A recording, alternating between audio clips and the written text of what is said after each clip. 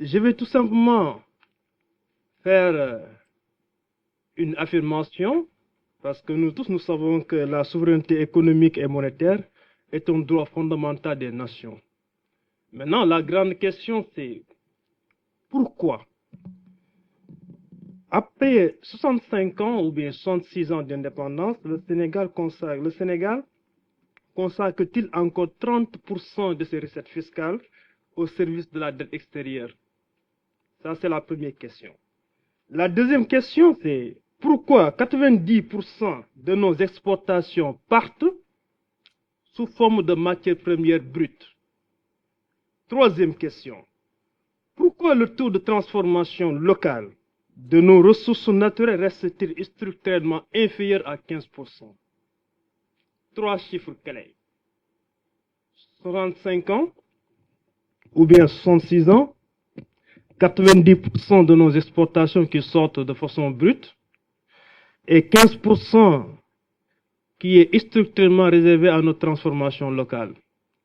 C'est justement les coordonnées de notre véritable problème de souveraineté. Il y a un diagnostic que j'ai essayé de faire quand même, et je pense qu'il y a trois failles, à mon avis. Première faille, c'est une croissance mal interprétée. Nous, au Sénégal, on interprète mal la croissance. Vous avez lu, on parle de 6 à 8% de points de croissance générés par les hydrocarbures. C'est bien beau, c'est un discours. Qu'en est-il réellement du multiplicateur keynésien? C'est là où il faut mettre le curseur. Parce que, si vous regardez bien, 6 à 8% entre 2025 et 2026 portés par les hydrocarbures, si on prend sur le plan statistique, c'est correct. Il n'y a pas de problème. Mais en termes de multiplicateur keynésien effectif, cette croissance est structurellement déprimée par un coefficient d'importation très élevé.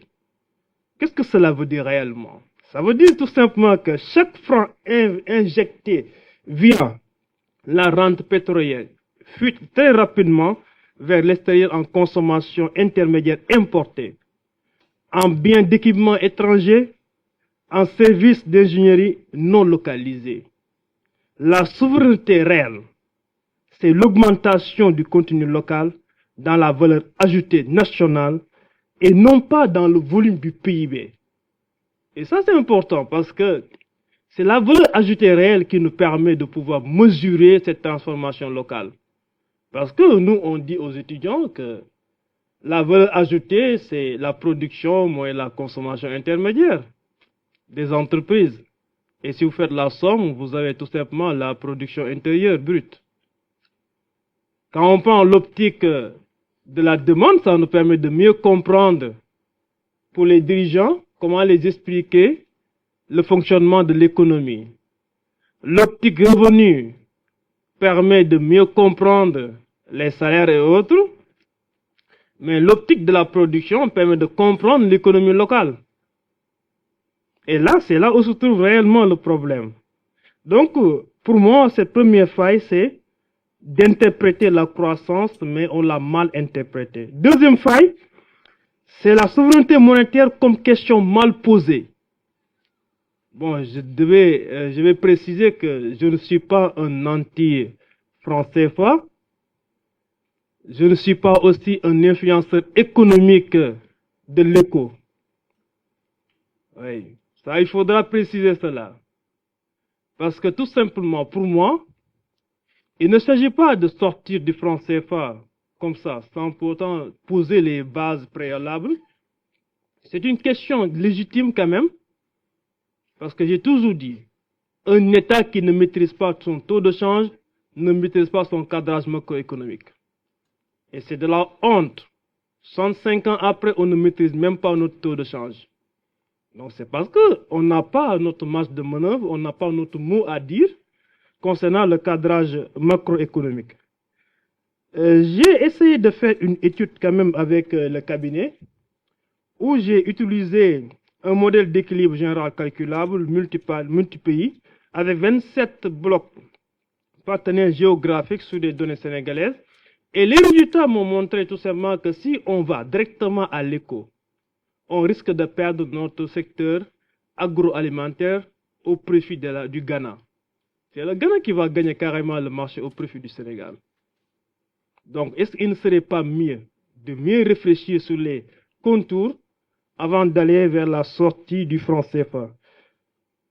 La souveraineté monétaire ne se proclame pas, elle se construit par la maîtrise de l'inflation, la solidité des réserves, la profondeur du marché financier domestique et la crédibilité institutionnelle de la Banque centrale. Et je parle bien de la crédibilité institutionnelle, parce que nous ne sommes pas politiquement prêts à avoir une banque centrale sous le contrôle de nos politiques.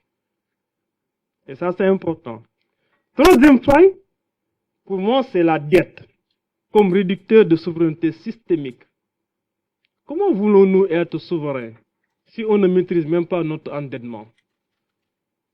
On s'endette, on demande des réchelonnements, on parle d'une restructuration qui est refusée par l'autorité. Donc si on s'endette, est-ce qu'on a notre mot à dire? Parce que l'endettement, la plupart des cas, on vous dit, ok, on va s'endetter, mais quand même, j'ai des entreprises de l'autre côté, parce que dans mon pays, tout a été déjà fait. Dans vos pays-là, il y a des chantiers que vous pouvez créer pour nous.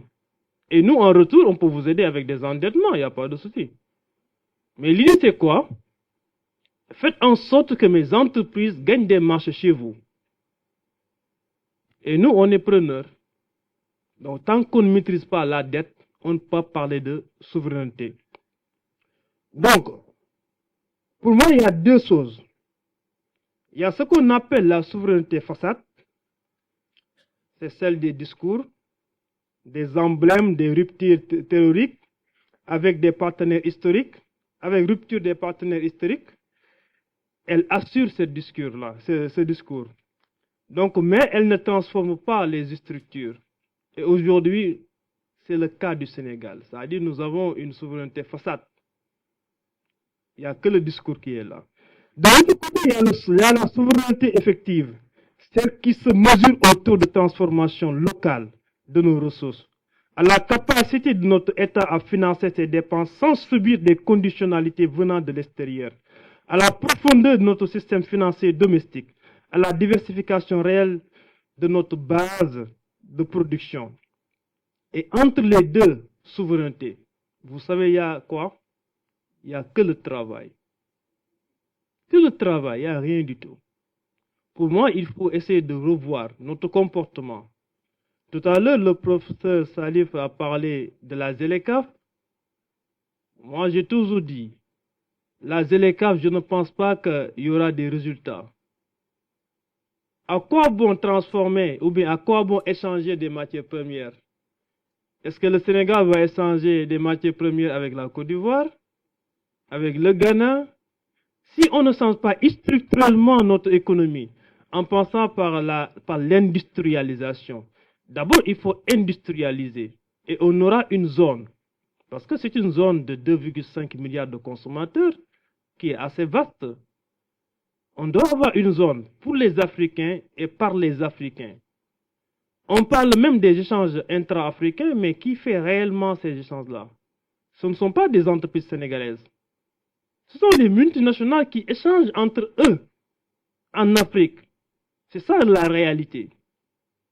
Donc, pour parler de souveraineté économique et monétaire, pour moi, le professeur Ali aussi en a parlé tout à l'heure, il faut mettre le curseur sur les secteurs. Et ça, c'est important.